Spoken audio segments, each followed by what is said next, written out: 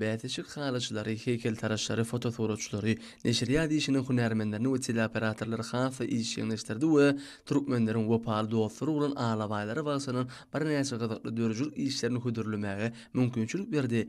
Bäteşik geçirmeň baş maksady halkymyzyň durmuşyny bu edermen we akylly etiniň iýleýän orny giňişen hemde döwrüwap derejede açyk görkezmekden abaratdyr.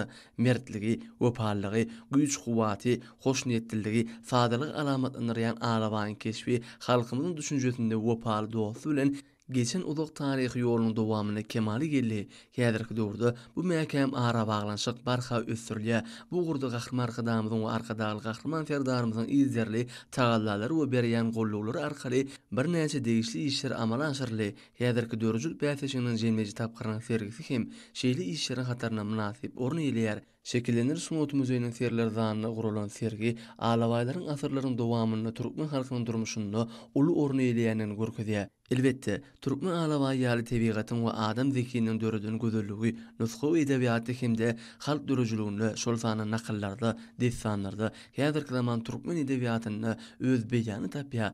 Şolaryň hataryna türkmen halkynyň milli lideri, gahrman hydamyzyň dünýä dillerine terjime edilen we özüni alabaý tohumynyň gelip çykyşy baradaky taryhy, arxiw we köp ýyllyk ilmi barlyk maglumatlar jemleýän türkmen alabaýatly eseri aýratyn orny elýär. Bäsişi meşhur ustadlar bilen bir katarda sunut ýoluny ýangadan batan suratkeşler, grafikaçylar, heykeltaraşlar, keramik suratkeşler, fotosuraççylar gatnaşdylar. Olaryň her biriniň eserleri ýerine ýetiriş aýratynlaryny tapawutlanýar. Işini ýerine ýetirýän ustadlar öz ähli ukyp başaranyklaryny görkezipdirler.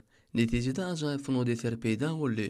Dörjül bäsişini atlaşýanlar ýurdumyzda içşinaslyk sunutyny ösdürmek boýunça uly işleriň alınıp barlýanlygy, türkmen halkynyň taryhy, medeni mirasy wagt etmäge ýardym berýän ajaýyp bayramyň geçirilmeginiň ýoly goýulanlygy hemde özleriniň ukyp başaranyny we zekinlerini açyp görkezip täzeden täze eserler bilen çykyş etmäge itergi berýän şeýle bäsişikleriň geçirilmegine giň mümkinçilikleriň we şertleriň döredilmegi üçin türkmen halkynyň milli lideri, gahrman arkadamda hemde hormatly prezidentimiz arkadaly gahrman ferdarymyza hoşallyk bildirdiler.